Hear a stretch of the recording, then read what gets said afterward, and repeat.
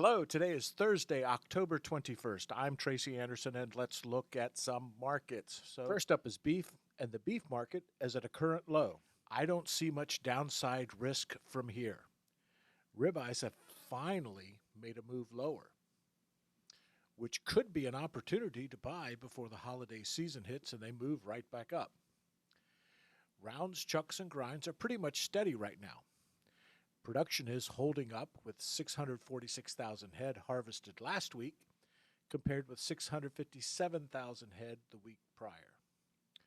We should see production continue at this relatively strong pace at least for the next couple weeks. Now let's look at pork, and the biggest news in pork is bellies are dropping. Last week we got under $200 at $198, and yesterday's close was down to $161, a $37 drop.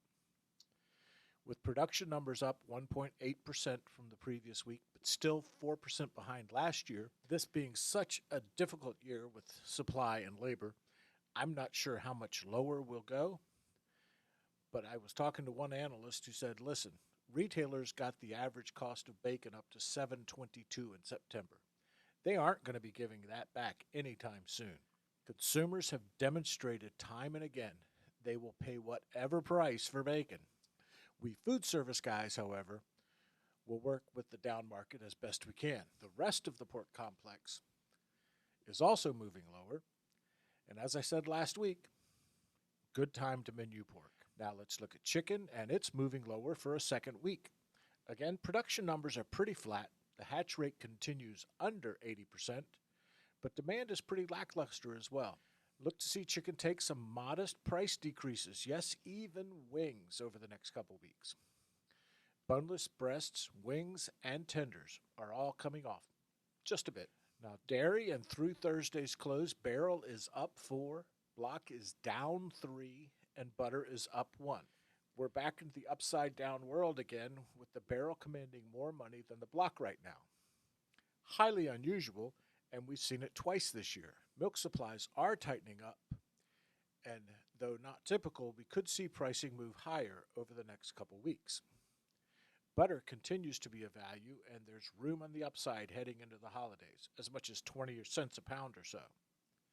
That still makes butter a good deal historically.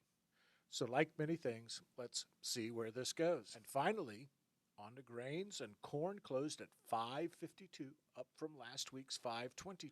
There's renewed interest from the biofuel segment, and exports have me watching this pretty closely.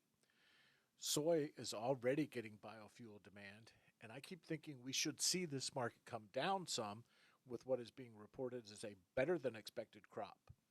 But pricing is not backing down, maybe even up a bit. And finally, wheat is turning into an issue.